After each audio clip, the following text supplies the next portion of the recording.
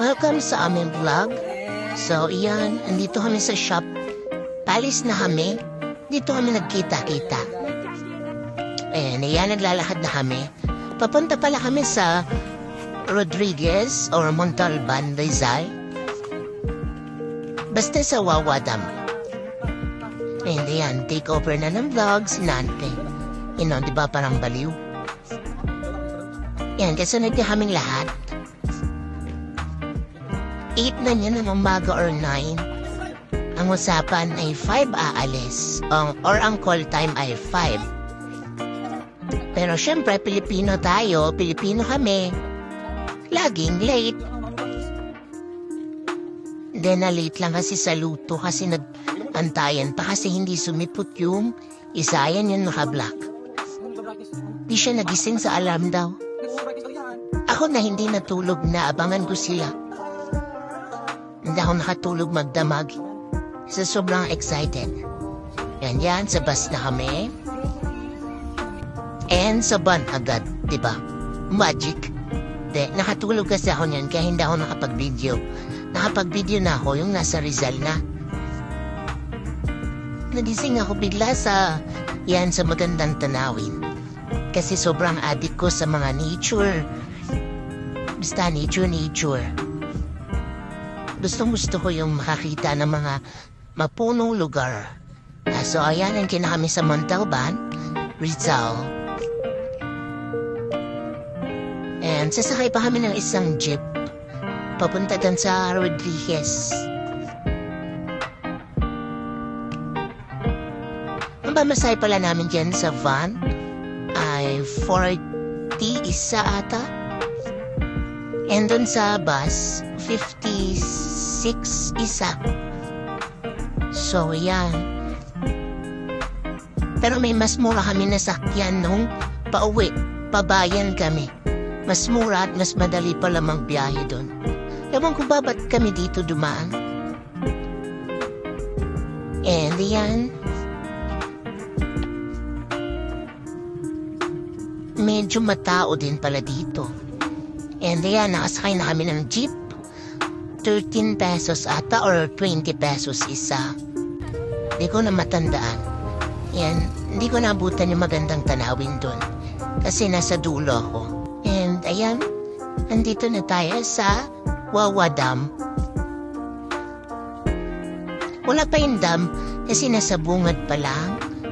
And mamimili pa kami ng mga kakainin and lulutuin. And kami lalakad, uhaw gutom. Ayan, magbe-merienda muna kami kasi wala pa kaming kain and dalang oras na yan. So ayan, natapos na ang aming pagme-merienda. Simula na mamili. Ayan, petiks-petiks lang muna kami. Kasi iba namin naka-assign sa luto.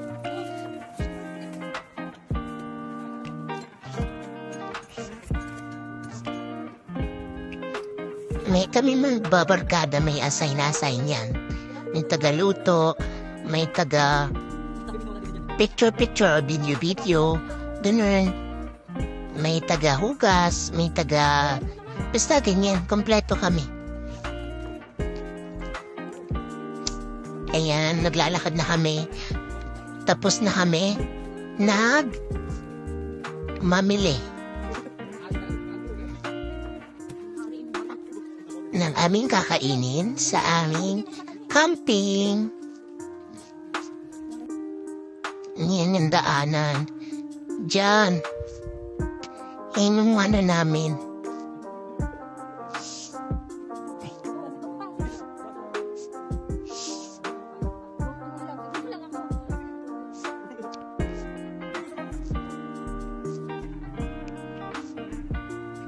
Ganyan yung daanan namin.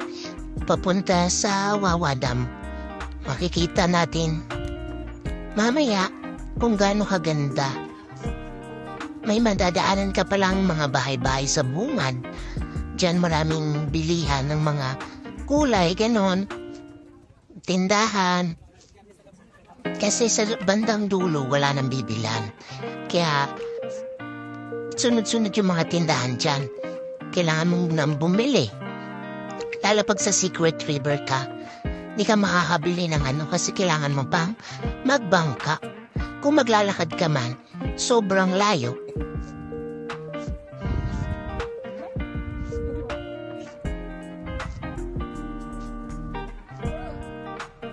Kaya madadaanan mo sa gilid yung mga ilog at mga bato. Sobrang laking bato.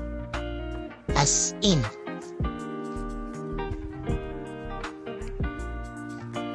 Medyo masikip yung daanan. Para sa akin kasi mataba ako. Tiyan.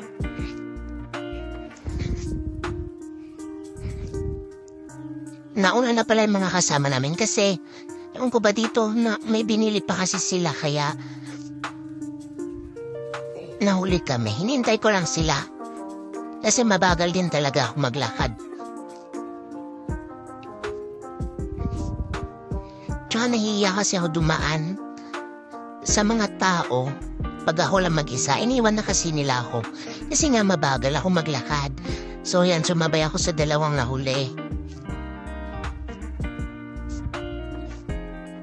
Yan, ang payat ng aso, kawawa. Yan, wala nang bahay sa gilid niyan kasi malapit na tayo sa dam. Actually, medyo maririnig mo na dyan or rinig talaga. Yan, parang may kuweba pa dun sa loob mo. Mabato talaga siya. As in. Makikita mo din yung mga estudyante. Ang sisipag, ang layo ng tirahan nila, tapos tatawid pa sila ng ilang ilog. Lalo na yung mga taga-Secret River. Iilog yung tinatawid nila para lang makapasok.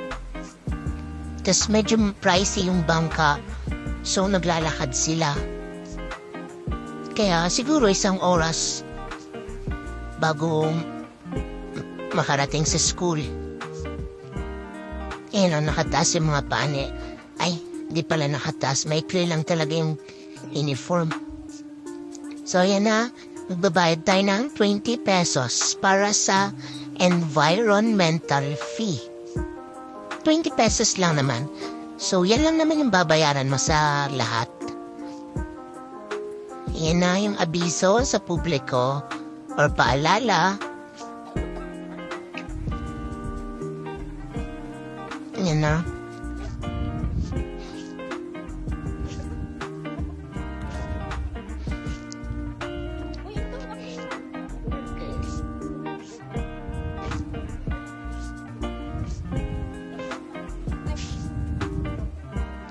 So, ayan na, nakabayad na kami. Kaya kaya papasok na kami. And rinig na dito yung agos. Kasi ayun lang. Andun lang siya. Yun yung puti. Yung bato sobrang laki. Grabe. Ayun yun yung Wawa Dam. Bawal maligo dyan kasi medyo malalim.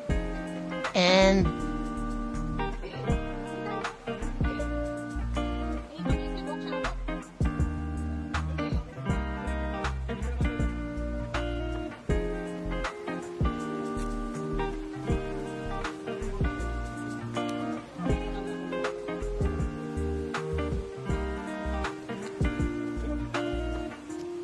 so ayun yung tatatakan ka pala pag nakabayad ka na ng 20 pesos. Ayan. Tatawid kami sa tulay. Naalala ko yung nag-antipolo kami. Ganyan. Kaya medyo natatakot ako niyan.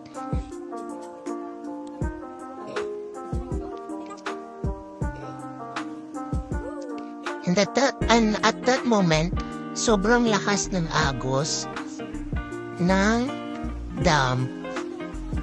Medyo nakakabingi siya. Pero maganda pakinggan para sa akin. Kasi nga nature lover. You know. Yan. Diba ang ganda? Diba? Picture ka dyan, nak. Post din siya eh.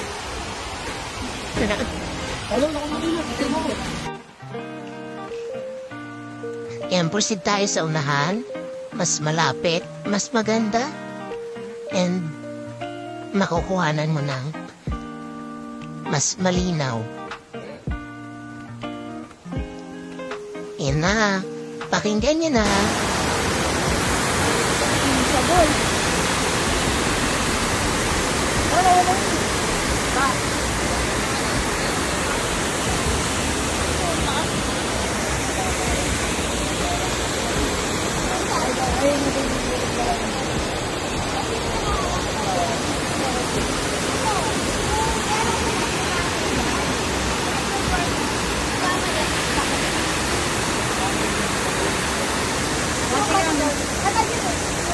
Punta kami doon. Doon. Sasakay kami ng bangka para sa Secret River.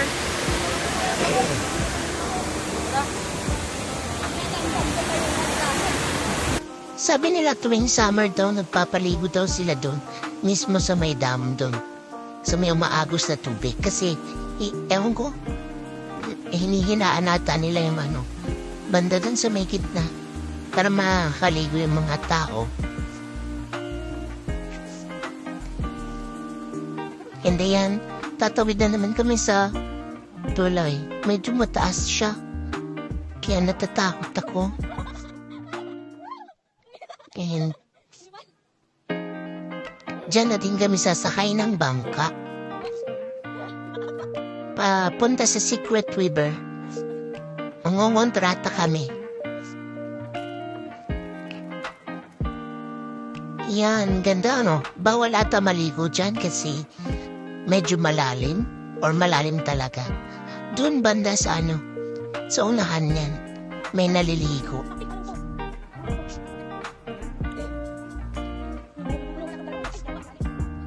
And malaki yung mga hakbang ng ng hagdan nila dito. Kung may rayuma ka, kiss ka dyan. Char. And yan, kikipagkontrata na kami, 60 pesos daw per head. Balikan na yon. Susunduin ka nila kung anong oras mo at araw sabihin kahit ilang araw ka pa mag-stay. Basta sabihin mo yung oras ng pagbalik mo, susunduin ka nila. Tandaan mo lang number nila para kung nauna ka doon sa meeting place nyo, pwede mo ipatawag doon sa kapwa bangkero nila na ganito, mapapasundo na kami, ganyan. And yan, nag-uusap-usap na kami. See you sa part 2!